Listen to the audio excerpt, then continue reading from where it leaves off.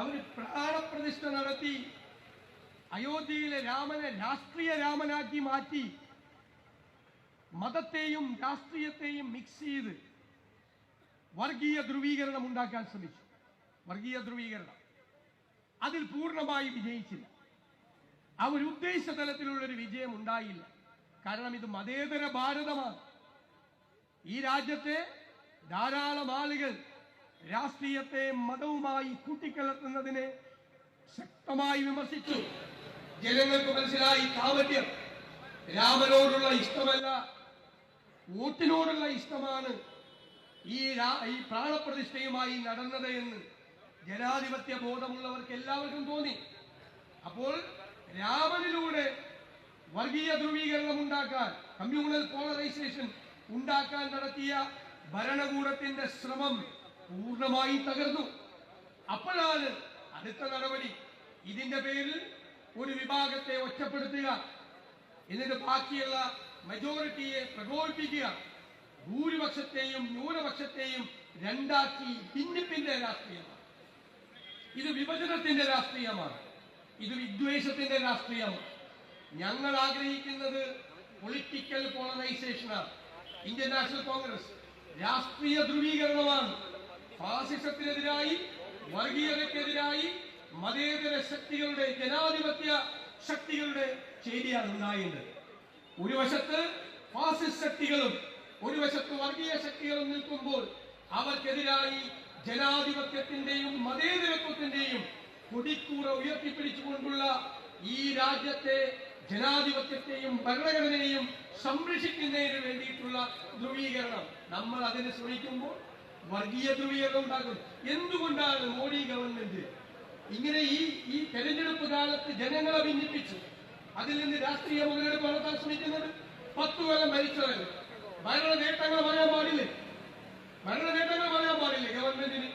Modi guarantee എന്ന് പറയുന്നത്. Modi guarantee എന്ത് ഗ്യാരണ്ടിയാ? എന്ത് ഗ്യാരണ്ടി? അതാണ് ഏത് സമയവും ഇലക്ഷൻ നോട്ടിഫിക്കേഷൻ വരുന്ന ഈ അവസരത്തിൽ ഒരു തെരഞ്ഞെടുപ്പിന്റെ സായാഹ്നത്തിൽ പടിവാദിക്കൽ നമ്മൾ എത്തി നിൽക്കുമ്പോഴാണ് പൗരത്വ നിയമ ചട്ടങ്ങൾ വിജ്ഞാപനം കേന്ദ്ര ഗവൺമെന്റ് പുറപ്പെടുവിച്ചത്.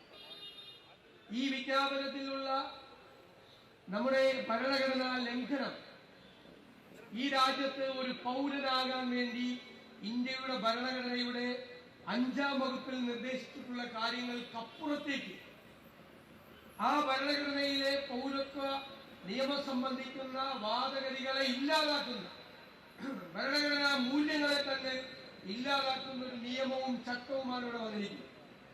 മതത്തിന്റെ അടിസ്ഥാനത്തിൽ പൗരത്വം നിശ്ചയിക്കാനുള്ള തീരുമാനമാണ് ഇവിടെ നടപ്പാക്കുന്നത്. മതത്തിന്റെ അടിസ്ഥാനത്തിൽ അഫ്ഗാനിസ്ഥാനിൽ നിന്നും ബംഗ്ലാദേശിൽ നിന്നും പാകിസ്ഥാനിൽ നിന്നും ഒക്കെ വന്നിരിക്കുന്ന ഹിന്ദുവിനെയും പാർസിയെയും ക്രിസ്ത്യനെയും ഉൾപ്പെടെയുള്ള ആളുകൾക്ക് പൗരത്വം നടപ്പാക്കുന്നതിനുള്ള നടപടിക്രമങ്ങളാണ് ചെയ്യുന്നത്. അപ്പൊ ഒരു വിഭാഗത്തെ പൂർണ്ണമായി ഒഴിവാക്കുകയാണ്. മതപരമായ ആളുകൾ, മതത്തിന്റെ അടിസ്ഥാനത്തിൽ വന്നിരിക്കുന്ന ആളുകൾക്ക് മാത്രം പൗരത്വം കൊടുത്താൽ ഇന്ത്യൻ പൗരത്വം, ഇന്ത്യൻ സിറ്റിസൺഷിപ്പ് എന്ന് പറയുന്നതിന്റെ അർത്ഥം എന്താണ്? ജാതിയും മതവും നോക്കിയിട്ടാണോ ഇന്ത്യയിലെ പൗരത്വം കൊടുക്കുന്നത്? ഈ രാജ്യത്ത് ജനിച്ചവർ, ഈ രാജ്യത്ത് ഉണ്ടായ മാതാപിതാക്കൾക്ക് ജനിച്ചവർ, ഈ നാട്ടിൽ കുറേ ഇത്രയും വർഷം താമസിച്ച ആളുകൾ, അവർക്കെല്ലാം കൊടുക്കേണ്ട പൗരത്വമാണ് ജാതിയുടെ അടിസ്ഥാനത്തിൽ, മതത്തിന്റെ അടിസ്ഥാനത്തിൽ നിഷേധിക്കപ്പെടുന്നത്. ഇനി ഉദ്യോഗസ്ഥന്മാരുടെ കയ്യിലാണ്, ഭരണകൂടത്തിന്റെ കയ്യിലാണ്. അപേക്ഷ കൊടുത്താൽ അപേക്ഷ നിരസിക്കാം. നിങ്ങളുടെ മതം നോക്കി, നിങ്ങളുടെ മതത്തിനോട് ഭരണകൂടത്തിന് താല്പര്യമില്ലെങ്കിൽ നിങ്ങളുടെ പൗരത്വത്തിനുള്ള നിങ്ങളുടെ അപേക്ഷ നിരസിക്കപ്പെടാം. ഇനി പൗരത്വ രജിസ്റ്റർ ഉണ്ടാക്കുമ്പോൾ ആ പൗരത്വ രജിസ്റ്ററിൽ നിങ്ങളുടെ പേര് ഒഴിവാക്കാം. ഇവർ ഭരണഘടനയെ തന്നെ അട്ടിമറിക്കാൻ ശ്രമിക്കുകയാണ്.